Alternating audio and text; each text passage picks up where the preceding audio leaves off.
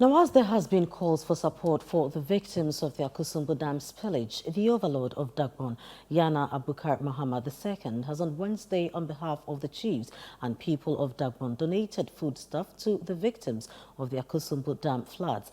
A delegation of chiefs from the Volta region, accompanied by the Member of Parliament for North Tongue, Samuel Okudita Blakwa, and a youth from the Gunja land, were at the Bewa Palace to receive the items.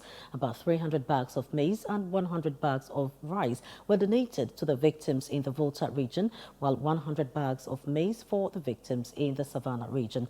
Our Northeastern Corridor regional correspondent Mohammed Aminu Alabira was at the Bewa Palace and has filed this report. The Overlord of Dagbon, Yana Abubakar Muhammad II, has expressed solidarity with the victims of the Akosombo Dam Spillage during a ceremony on Wednesday. The devastating impact of the spillage has displaced thousands in the Volta region, resulting in the loss of homes and properties. A delegation from the Volta region, accompanied by Northern Member of Parliament Samuel Okudita Blakwa and youth from Gunja land, received 300 bags of maize and 100 bags of rice for the Volta victims, along with 100 bags of maize for those affected in the Savannah region. During the support ceremony, the Yana emphasized the national significance of the disaster, urging collective assistance for the victims.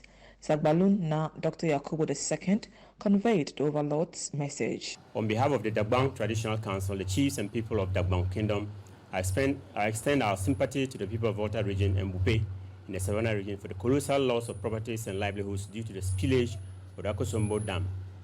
You couldn't have had a more difficult time than now, and we stand by you in your moment of difficulty and helplessness.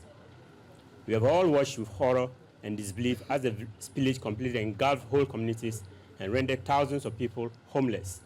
Homeless without places to lay their head, no food, no clean water, and no protection from the elements. It is a very pathetic and worrying situation to find oneself in. Schools and clinics have been submerged, leading to the suspension of education, lack of basic but essential medical services. The sheer number of people displaced is staggering. The Yana acknowledged the significant losses, recognizing the prolonged recovery ahead.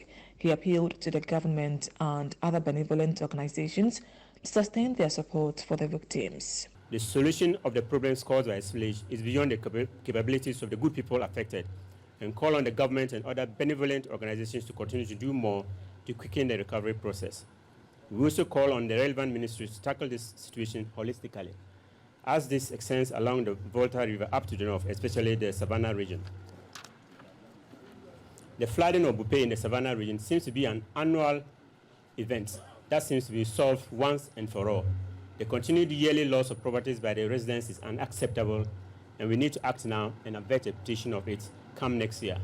I know the government is doing its best, and so are several organizations and individuals to contain the situation.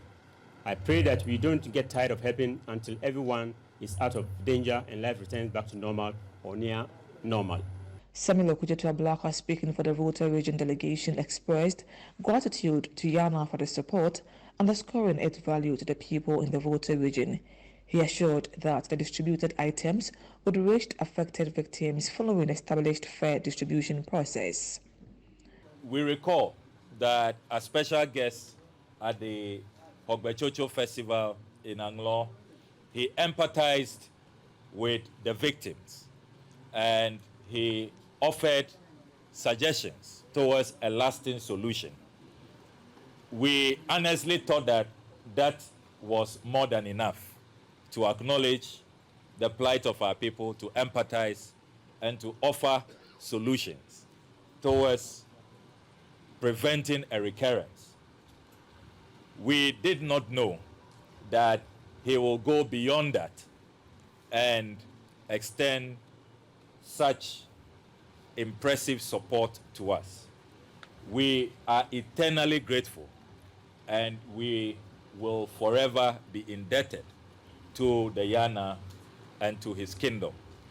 We are absolutely appreciative of this kind humanitarian gesture. We also want to use this opportunity to assure His Royal Majesty that the items that he has put together, these relief items will go directly to the beneficiaries. Togbi Asagba, chief of MEPE, conveyed joy at Yana's support. He highlighted the adverse impacts of floods on people's livelihoods and appealed for additional support from benevolent organizations. We are doing everything possible, bringing in psychologists to come and, talk to our people so that they will not have any mental, problems and all that. We have embarked on that, and we are also advocating. You'll be surprised that now donors are bringing in foods.